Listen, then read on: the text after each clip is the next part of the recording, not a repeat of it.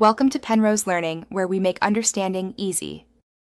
You start by signing into YouTube so playback preferences follow you, then open the exact video and pause where you want the lock to begin. Once done, decide your device, Android, iPhone, or desktop, because steps differ slightly. On mobile, you'll need the YouTube app. On desktop, you'll use the browser with extensions or built-in theater mode.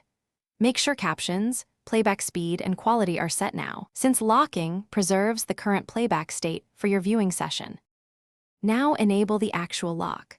On Android YouTube app, tap the video, then the lock icon or enable restricted mode to prevent accidental taps. For iPhone, set up guided access in settings under accessibility, launch the video, triple-click side button, and start guided access to disable controls. On desktop, install a reputable screen locking or kiosk extension, or use the browser's kiosk/full screen mode to limit interactions. These options stop accidental seeking and pausing, which is why you choose them. Finish by testing the lock. Tap the screen and try to seek or pause. Playback should stay put.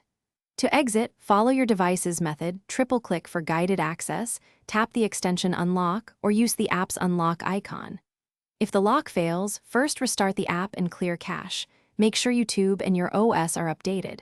If problems persist, disable extensions and retry, since conflicts can prevent locking. This troubleshooting tip usually resolves most failures quickly and gets you back to uninterrupted viewing.